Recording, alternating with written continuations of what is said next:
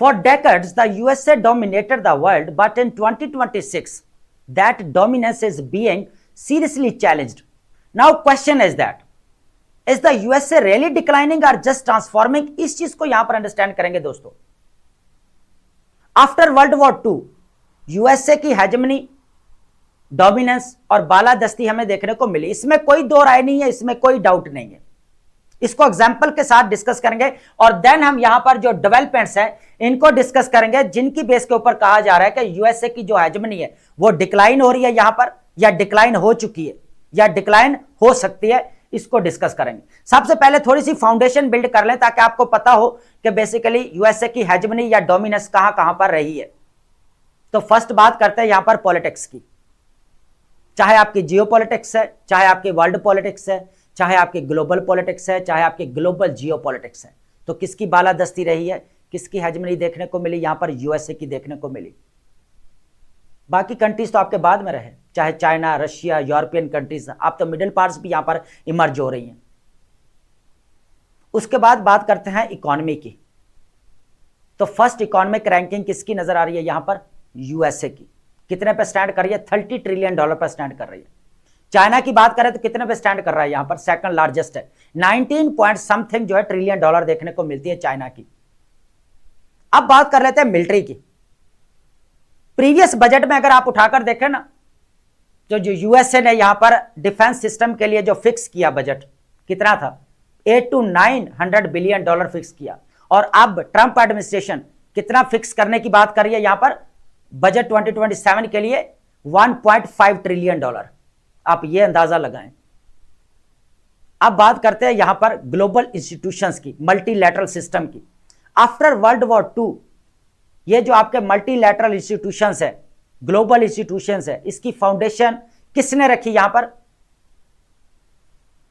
USA ने रखी. आज देख लें इकोनॉमिक इंस्टीट्यूशंस कहां पर हैं? आईएमएफ, वर्ल्ड बैंक, यूएसए के अंदर. डिसीजन मेकिंग करने वाले इंस्टीट्यूशंस कहां है? यूएनओ, यूएसए के अंदर. तो यहां पर सारी हमें हेजेमनी देखने को मिली है.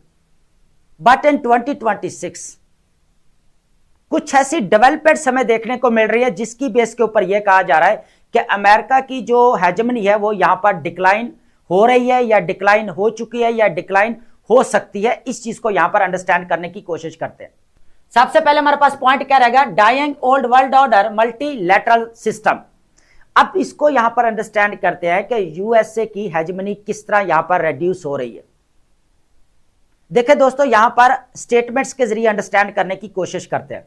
Canadian prime minister mark Carney, यहां पर वर्ल्ड इकोनॉमिक फोरम की मीटिंग होती है दोस्तों जनवरी 2026 के अंदर. तो वहां पर जो है मार्क कार्नी कहते हैं कि जो आपका ओल्ड रूल बेस्ड ऑर्डर है वो यहां पर एंड हो चुका है, वो आपका खत्म हो चुका है. तो अब यहां पर जो ग्लोबल इंस्टीट्यूशंस के अंदर एक वैक्यूम क्रिएट हुआ है, तो मिडिल पावर्स को आगे बढ़ना चाहिए और इस वैक्यूम को फिल करना चाहिए. और इस रेस में चाइना भी रहेगा, आपका रशिया भी रहेगा. और उस वैक्यूम को क्रिएट किसने किया? यूएसए ने. और यूएसए का विड्रॉ देखने को मिला कितने ऑर्गेनाइजेशन से? 60+. उसमें से अगर देखा जाए तो 31 किसके रिलेटेड थी? यूएनओ के रिलेटेड थी. तो अब कहीं ना कहीं पे यह भी कहा जा सकता है कि यूएसए ने अपने पांव पर खुद कुल्हाड़ी मारी. तो फिर इसका ऑल्टरनेटिव में क्या किया गया? ट्रंप की तरफ से बोर्ड ऑफ पीस को बनाया गया, जिसका पर्पस क्या था? पैलेस्टाइन के अंदर पीस लेकर आना. और बाद में यह भी कहा गया कि यह इंटरनेशनल इश्यूज को भी सॉल्व किया जाएगा. और इस बोपी को कौन यहां पर चेयर करेगा? ट्रंप साहब करेंगे. और इसकी परमानेंट सीट के लिए आपको यहां पर जो है वो पैसे भी देने पड़ेंगे. और वो कितने थे? $1 बिलियन. जो $1 बिलियन देगा आफ्टर 3 ईयर्स उसको परमानेंट सीट मिल जाएगी. लेकिन चेयर कौन करेगा? यहां पर हेजेमनी या बालादस्ती किसकी रहेगी? ट्रंप की रहेगी. तो अब यहां पर अंडरस्टैंड करने वाली यह बात है कि जब तक यहां पर इंस्टीट्यूशंस के अंदर जो बनाने वाला जो उसके अंदर था, तो उसकी हेजेमनी रही यहां पर. जैसे ही वो निकला, अब पूरी दुनिया एक साइड पर और यूएसए एक साइड पर. अब इस चीज को यहां पर अंडरस्टैंड करें तो हम यहां पर कह सकते हैं कि नो डाउट यहां पर ट्रांसफॉर्मेशन यूएसए कर रहा है कि बोपी को बनाया गया और किस तरह जो है ऑल्टरनेटिव की तरफ जा रहा है. लेकिन यहां पर जो है ये तक कहा गया कि जो बोपी है वो यूएनओ के पैरेलल काम करेगा क्या, ये तक भी यहां पर एक्सपर्ट की तरफ से कहा गया। अब नेक्स्ट पॉइंट हमारे पास क्या रहेगा, USA global commitment shifts security. अब यहां पर देखते हैं कि किस तरह इसकी हेजमनी यहां पर जो है वो डिक्लाइन होते हुए नजर आई। देखिए गल्फ स्टेट्स ने इसने गारंटी दी थी कि भाई मेरी पूरी रिस्पॉन्सिबिलिटी है कि मैं गल्फ स्टेट्स की जो है क्या करूंगा, यहां पर वो सिक्योरिटी मेरे हवाले। तो अब क्या हुआ कि जब यूएसए इजराइल और ईरान के दरमियान में वॉर स्टार्ट हुई तो यूएसए इजराइल ने 28 फेब को अटैक किया किसके ऊपर, ईरान के ऊपर। तो ईरान ने रिटेलिएट किया, सीधा उसने किसको निशाना बनाया, गल्फ स्टेट्स के अंदर जो यूएसए मिलिट्री बेसेस थी उनको टारगेट किया गया। तो अब यहां पर जो यूएसए की हेजमनी देखने को मिल रही थी क्या नजर आ रही है, हालांकि मिलिट्री के ऊपर इतना एक्सपेंडिचर्स करने वाला दुनिया में 1 नंबर पर, और यहां पर जो है वो सिक्योर नहीं कर सका गल्फ स्टेट्स को। तो जो इसकी जो कमिटमेंट्स की गई थी तो वो इनको पूरा नहीं कर सका, ये चीज तो ये भी है। तो कहीं ना कहीं पे ये भी देखने को मिल रहा है कि जहां जहां पर इसकी जो सिक्योरिटी की बात की तो अब वहां पर जो है उसको फुलफिल नहीं किया जा रहा। अब एक और केस स्टडी डिस्कस करते हैं, ताइवान। अब जो चाइना वन चाइना पॉलिसी के अकॉर्डिंग ताइवान को अपना प्रोविंस मानता है, जबकि ये यूएसए नहीं चाहता कि भी ऐसा हो। उसकी रीजन क्या है कि यहां पर एक ट्रायंगल देखने को मिलेगा आपको। यहां पर अगर आप मैप के जरिए यहां पर अगर देखें कि साउथ कोरिया रहेगा, जापान रहेगा और उसके बाद यहां पर ताइवान रहेगा। तो ये एक ट्रायंगल है और ये ट्रायंगल किसके साथ बेसिकली कनेक्टेड है, यहां पर यूएसए के साथ। बेसिकली किसको डिफेंड कर रहा है यहां पर, चाइना को। तो अब वो नहीं चाहता, लेकिन यहां पर भी सिक्योरिटी कहीं ना कहीं पे कंप्रोमाइज हो रही है, क्योंकि ताइवान को पूरा जो अगर देखा जाए तो यहां पर जस्टिस मिशन स्टार्ट किया गया, मिलिट्री ड्रिल्स स्टार्ट की गई यहां पर चाइना की तरफ से। और यह भी कहा गया एक्सपर्ट की तरफ से, कहीं कहीं पर यह बातें भी हुई कि भाई यहां पर 2027 के अंदर हो सकता है कि यहां पर चाइना ताइवान को जो है यहां पर अपने कंट्रोल में ले ले। जिस तरह यहां पर यूएसए ने एक ट्रेंड चलाया जो वेनेजुला के ऊपर कंट्रोल हासिल किया और यहां पर जो कह लें कि निकोलस मदुरो को जो है यहां पर अरेस्ट किया गया। तो अब यहां पर भी कुछ डिबेट स्टार्ट हुई कि क्या यहां पर चाइना भी ऐसा कर सकता है। तो ये चीज है।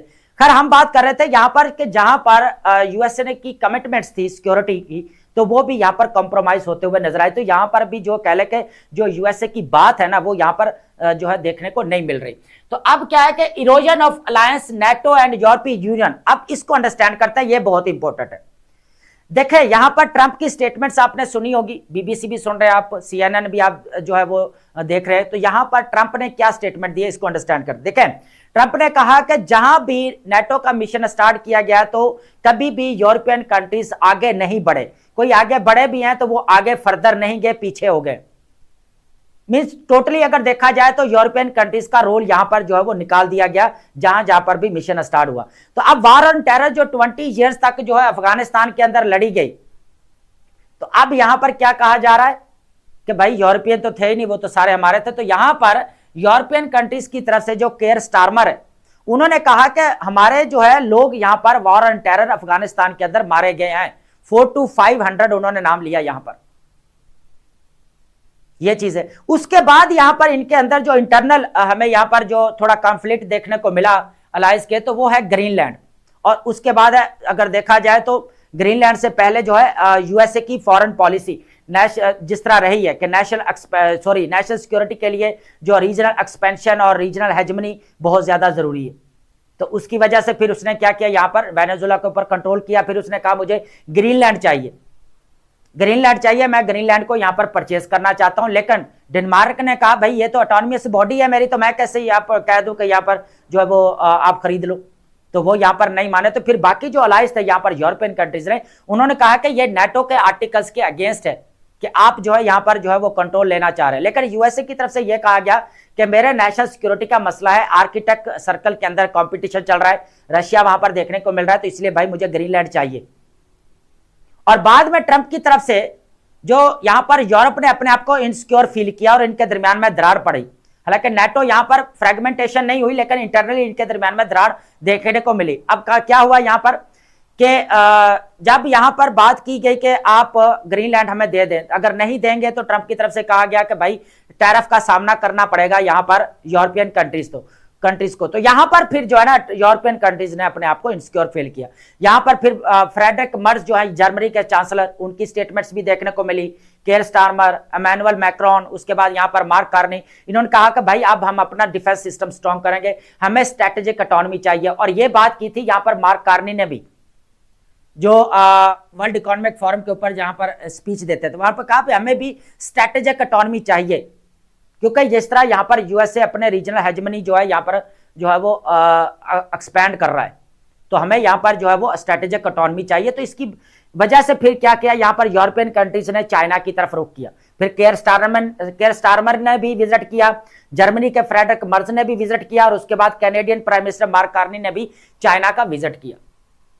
तो फिर यहां पर क्या हुआ कि इनकी दूरी होगी। उसके बाद अगर देखा जाए इंपोर्टेंट, यहां पर जब यूएसए, इजराइल और ईरान की वॉर होती है, तो यहां पर जो है यूएसए ट्रंप की तरफ से पूरी दुनिया को बुलाया जाता है, भाई आओ यहां पर स्टेट ऑफ हॉर्मुज को बंद कर दिया गया है। फ्रांस, चाइना, रशिया को बुलाया गया, साउथ कोरिया, जापान लेकर वो नहीं आए। फिर यहां पर नेटो के अलायंस को बोला भाई आप आओ। तो अब नेटो के अलायंस जितने भी थे, यहां पर मैं वही बात कर रहा हूं कि जहां पर जो जर्मनी के वाइस चांसलर फ्रेडरिक मर्ज, उन्होंने बड़ा क्लियर कहा कि हमारी यह जंग नहीं है, यह ना तो नेटो का मिशन है, यह इजराइल की यहां पर वॉर है और यहां पर इस वॉर को रोकना चाहिए। और यह फ्रेडरिक मर्ज की यहां पर स्टेटमेंट देखने को मिली। इमैनुअल मैक्रोन ने भी कहा यहां पर केयर स्टारमर की तरफ से यही कि भाई आपके साथ जो है हम मिलकर जंग नहीं लड़ेंगे, लेकिन आपके साथ खड़े हैं एज ए अलाय होने के नाते, ठीक है, ये बात की। लेकिन उनको यूरोपियन कंट्रीज ने यहां पर इसको जो है वो यहां पर कह लें कि इसके अंदर इन्वॉल्वमेंट नहीं की। अब यह भी चीज देखने को मिल रही, ठीक है, कहीं ना कहीं पे जो है वो यूएसए के प्रेशर में आकर उन्होंने कुछ ना कुछ किया, ट्रंप के प्रेशर में आकर। यह भी यूरोपियन कंट्रीज की तरफ से कहा गया कि हमें काफी प्रेशराइज किया जा रहा है यूएसए की तरफ से, यह भी चीजें देखने को मिली। तो अब जो है ना अगर देखा जाए तो जो इसका अलायंस था, जहां पर भी यूएसए लड़ने जाता था वहां पर बस जो बैक पे खड़ा होता था वो यूरोप था। तो अब वो यूरोप भी एक साइड पर हट चुका है। तो अब आ जाके कौन है साथ में, इजराइल है।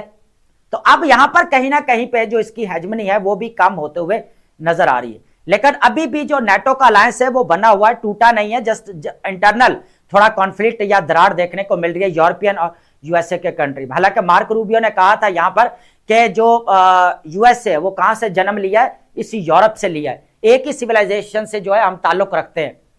यह स्टेटमेंट कही गई थी मार्क रूबियो की, जो सेक्रेटरी ऑफ स्टेट है यूएसए के, उनकी बात कर रहे हैं। तो अगर देखा जाए तो यूरोपीय यूनियन जो है अब जो है यूएसए से दूर हो चुकी है। उसकी वजह क्या थी कि यूएसए का बिहेवियर, जिस तरह America first, make America great again, तो जिस तरह यूएसए की डोनरो डॉक्ट्रिन भी यहां पर थी कि उसकी वजह से भी जो है ना जितने भी कह ले कि जिस तरह मल्टीपोलर ऑर्डर यहां पर इमर्ज हो रहा, कोई आकर जो है वो कह ले कि अमेरिका की किसी स्टेट के ऊपर अपने जो है हेजमनी ना बना ले। तो इस वजह से फिर जो है इसने जो है डोनरो डॉक्ट्रिन को भी यहां पर इंट्रोड्यूस करवाया गया, जो मोनरो डॉक्ट्रिन से निकली है डोनाल्ड ट्रंप ने यहां पर, ठीक है। तो यह चीज भी देखने को मिली। तो पूरा अलायंस हमें यहां पर जो है वो यहां पर उसके अंदर तोड़फोड़ हमें देखने को मिली। तो इससे भी जो है फर्क पड़ा यहां पर अमेरिकन हेजमनी का। बात करेंगे यहां पर military defeat, withdrawal, Iraq, Iran, Vietnam and Afghanistan. अब यहां पर वियतनाम हो, चाहे कोल्ड वार का इरा वियतनाम हो, कोरियन वार हो, चाहे इराक की वार हो, चाहे 20 ईयर्स वॉर यहां पर अफगानिस्तान के अंदर हो, तो यहां पर मुंह के बल खानी पड़ी है और यहां पर जो है वो कह लें कि हार मानकर जो है यूएसए को यहां से निकलना पड़ा। तो अब यह चीज देखें, यहां पर आप अंदाजा लगाएं कि इराक, उसके बाद आपका 20 ईयर्स अफगानिस्तान, वियतनाम के अंदर देखें, कोरिया के अंदर देखें, जहां जहां पर भी इन्होंने यहां पर आकर जंग लड़ी, उनके कह लें कि मुल्क के अंदर आकर, जिस तरह 20 ईयर्स यहां पर अफगानिस्तान के अंदर रहे हैं दोस्तों, तो क्या हुआ, मुंह के बल खानी पड़ी और दोबारा इसको जो है वो जाना पड़ा, हार कर ही जाना पड़ा ना, इसको विड्रॉ करना पड़ा। तो इसका मतलब यह है कि जो हेजमनी है या यहां पर जो वो बात जो होनी चाहिए, हालांकि दुनिया के फर्स्ट रैंकिंग में मिलिट्री भी फर्स्ट, इकोनॉमी भी, पॉलिटिक्स भी, इंस्टीट्यूशंस भी सारे उधर, ठीक है, लेकिन फिर भी क्या है, कहीं ना कहीं पे इसकी जो हेजमनी है, डोमिनेंस है, वो कंप्रोमाइज होते हुए नजर आ रही है। उसके बाद है economic loss and trade and tariffs. अब बात करते हैं इकोनॉमिक लॉस की। तो अगर देखा जाए यहां पर अकॉर्डिंग टू बीबीसी अगर देखें या यूएसए के जो स्टैट्स है आप चेक करें यहां पर, तो 37 to 38 कितना 37 to 38 जो ट्रिलियन डॉलर जो है यहां पर डेट देखने को मिला यूएसए का। और यहां पर ट्रेड डेफिसिट की अगर बात की जाए तो जैन के मंथ में कहा जा रहा था 60 to 70 बिलियन डॉलर जो है ट्रेड डेफिसिट भी देखने को मिला। तो अब यहां पर टैरिफ्स स्टार्ट किए गए। अब ये टैरिफ जो हमें देखने को मिले 2018 के अंदर, जब यहां पर ट्रेड वॉर स्टार्ट होती है यूएसए और चाइना के दरमियान में, तो फिर यहां पर क्या किसकी वजह से होता है, बेसिकली ट्रंप यहां पर क्या करता है कि पूरे टैरिफ लगाता है। टैरिफ क्यों लगाया जाता है बेसिकली यूएसए की तरफ से, वो इसीलिए लगाया जाता है कि जो डोमेस्टिक इंडस्ट्रीज है जो यूएसए की, वो यहां पर नीचे बैठ रही थी, वो डिक्लाइन हो रही थी। तो इसने क्या किया कि भाई टैरिफ लगाओ जितने गुड्स एंड सर्विसेज है और डोमेस्टिक इंडस्ट्री को यहां पर अपलिफ्ट करते हैं। तो फिर इसने यहां पर टैरिफ लगाया। फिर 2025 के अंदर इंडिया के ऊपर भी टैरिफ देखने को मिले, चाइना के ऊपर 25% to 50% तक यहां पर बढ़ा दिए गए, इंडिया भी उसके अंदर शामिल था। फिर यूरोपियन कंट्रीज को यहां पर वार्न किया गया। तो एक टैरिफ वॉर हमें यहां पर देखने को मिली 2025 के अंदर। तो इससे क्या हुआ, यहां पर ट्रस्ट डेफिसिट जो यहां पर स्टेट्स थी उनको यहां पर ट्रस्ट नहीं रहा। फिर इसी वजह से यहां पर जो यूरोपियन कंट्रीज है, जो उन्होंने मदर ऑफ ऑल डील्स जो इंडिया के साथ आकर साइन की आफ्टर 20 ईयर्स, कितने आफ्टर 20 ईयर्स, 20 साल हो गए उसको यहां पर डिस्कस करते हुए। फिर 20 साल के बाद आकर जो है यहां पर इंडिया के साथ उसको डील किया गया, जब उन्होंने यूएसए का इस तरह का बिहेवियर देखा, अमेरिका फर्स्ट वाला, मेक अमेरिका ग्रेट अगेन वाला, ग्रीनलैंड वाला, रीजनल हेजमनी वाला, एक्सपेंशन वाला, उसके बाद टैरिफ्स वाला सबसे बड़ी बात है। तो फिर यहां पर इन्होंने डील जहां जहां पर भी की तो टैरिफ्स को यहां पर रिड्यूस किया गया। तो यहां पर फिर जो है यूएसए को काफी जो है नुकसान हुआ। तो अब यहां पर जो वॉर इसने लड़ी यहां पर यूएसए, इजराइल और ईरान के दरमियान में, यहां पर इसका बहुत ज्यादा लॉस हुआ। ठीक है, तो ये भी है। तो यहां पर अगर देखा जाए तो इसका जो है ना डिक्लाइन होता हुआ में नजर आ, सिचुएशन वही है, लेकिन ये है कि आप देखते हैं कि क्या बनता है लास्ट में, इसको डिस्कस करते हैं। लास्ट में हमारे पास पॉइंट क्या रहने वाला है, मल्टीपोलर वर्ल्ड एंड उसके बाद रीजनलाइजेशन। अब ये बहुत इंपॉर्टेंट है, इसकी वजह से यहां पर जो यूएसए की हेजमनी है वो यहां पर डिक्लाइन होते हुए नजर आ रही है। अब देखें यहां पर क्या है, एक तो आपका ब्रिक्स, ठीक है, उसके बाद अगर देखा जाए यहां पर एससीओ, ठीक है।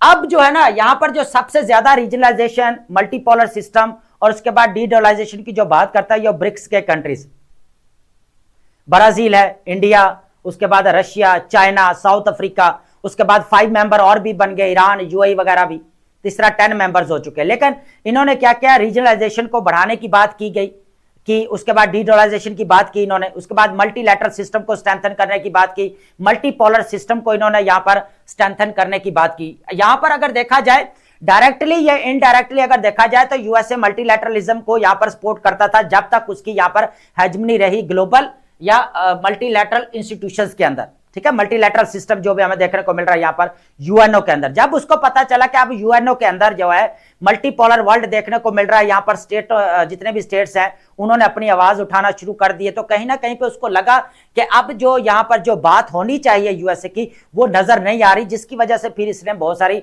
ऑर्गेनाइजेशन से विड्रॉ किया। ठीक है, अब ये चीज भी है। तो मल्टीपोलर ऑर्डर, वर्ल्ड ऑर्डर क्या है बेसिकली, यहां पर जो हमें वर्ल्ड वॉर 2 के बाद यहां पर बाइपोलर सिस्टम देखने को मिला। अब ये एक इंटरनेशनल सिस्टम है, इसको क्या बोला जाता है, इंटरनेशनल सिस्टम आईआर के अंदर। अब ये मल्टीपोलर वर्ल्ड ऑर्डर जो देखने को मिल रहा है, अब जो पावर है वो फर्दर डिवाइड हो चुकी है। आफ्टर वर्ल्ड वॉर मैं बात कर रहा था कि यहां पर बाइपोलर था, पावर दो जगह पर यहां पर डिवाइड थी, एक बार सोवियत यूनियन यूएसएसआर और दूसरी तरफ यहां पर कौन था, आपका यूएसए। फिर यहां पर 1991 के अंदर क्या हुआ, यूएसएसआर यहां पर ब्रेक हुआ और यहां पर जो है यूएसए ने फिर जो है वो कह ले कि अपनी हेजमनी यहां पर बना ली और फिर यूनिपोलर बन गया। ठीक है, तो फिर क्या हुआ कि यहां पर जब से यहां पर ट्रंप साहब आए हैं और यहां पर हमें ब्रिक्स बनते हुए नजर आई है और एससीओ देखने को मिली है, तब से जो है यहां पर मल्टीपोलर वर्ल्ड ऑर्डर की जो है वो शिफ्टिंग देखने को मिली उस तरफ। लेकिन ये जो सबसे ज्यादा हमें यहां पर जो देखने को मिला, जिसकी वजह से एक तो यूक्रेन और रशिया वाला मैटर, उसके बाद यहां पर टैरिफ वॉर जिस तरह देखने को मिली, तो ये सारी चीजें और यूएसए का बिहेवियर टुवर्ड्स अगर ग्लोबल साउथ की बात करें तो इसकी वजह से फिर यहां पर क्या हुआ, जितना भी चाइना से लेकर, चाइना ने फिर बीआर प्रोजेक्ट यहां पर स्टार्ट किया, ठीक है, ताकि रीजनल कनेक्टिविटी हो, इसने यहां पर कॉरिडोर्स को स्टार्ट किया। तो जिसकी वजह से यह हुआ कि जो हेजमनी थी इसके ग्लोबल नॉर्थ की, जो यहाँ पर यूएसए की, तो वो यहाँ पर कंप्रोमाइज होते हुए नजर आई। तो अब यहाँ पर मल्टीपोलर वर्ल्ड ऑर्डर और उसके बाद अगर बात की जाए यहाँ पर रीजनलाइजेशन, तो ये यहाँ पर बढ़ती हुई नजर आ रही है, जिसकी वजह से यूएसए ने अपने आप को इनसिक्योर फील किया कि भाई अब जो है वो काफी मुश्किलात का सामना कर सकता है। तो उसने फिर बोपी को बनाया यहाँ पर, ताकि एक ऐसा बोर्ड बनाया जाए जहां पर मेरी जो है वो कह लें कि हेजमनी भी हो, थोड़ा सा यहाँ पर जो है वो कह लें कि दबदबा भी हो। तो अब अगर देखा जाए तो जो हम बात कर रहे थे कि क्या अमेरिका की हेजमनी यहाँ पर एंड हो रही है, तो अगर देखा जाए तो सिचुएशन वही है, लेकिन यहाँ पर अमेरिका की हेजमनी जो है वो एंड नहीं हो सकती, यहाँ पर डोमिनेंस उसकी एंड नहीं हो सकती, फिलहाल देखने को मिल रही है। फ्यूचर में अगर देखा जाए तो वो अलग बात है, लेकिन फिलहाल देखने को नहीं मिल रही। उसकी वजह क्या? देखें, अभी तक भी जितने भी ग्लोबल इंस्टीट्यूशंस है वो किधर है? अभी सारे यूएसए के अंदर है। उसके बाद अगर देखा जाए इकोनॉमी किसकी है? फर्स्ट नंबर पर है, यूएसए की है। मिलिट्री किसकी है? यहां पर सबसे फर्स्ट नंबर पर है। इक्विपमेंट है, अगर वेपन्स है किसके पास है? डिफेंस सिस्टम किसका स्ट्रांग है? यहां पर यूएसए का है। अभी भी पॉलिटिक्स के अंदर किसका रोल है? यहां पर यूएसए का है। तो अभी भी अगर कहा जाए तो जो बात की जा रही है ना कि यहां पर जो अमेरिका की हेजमनी है वो, हाँ अभी कुछ यहां पर यह है कि यूएसए को थोड़ा सा मुंह के बल यहां पर जो है वो खानी पड़ रही है, लेकिन यह है कि इन फ्यूचर अगर देखा जाए जिस तरह यहां पर चाइना उभर कर सामने आ रहा है, तो चाइना को भी सालों लगेंगे, क्योंकि जो उसके पास जो डिफेंस सिस्टम है वो जिस तरह का यूएसए के पास है उस तरह का अभी भी नहीं है। ठीक है, उसके ऊपर काम बहुत कर रहा है चाइना का। इन फ्यूचर अगर देखा जाए तो आ सकता है ऊपर, लेकिन यहां पर बहुत सारी फील्ड में अगर देखा जाए तो चाइना यूएसए से भी आगे निकल चुका है, बढ़ चुका है। तो अब यह भी चीज है। तो आई होप आपने लेक्चर अंडरस्टैंड किया होगा, and thank you so much.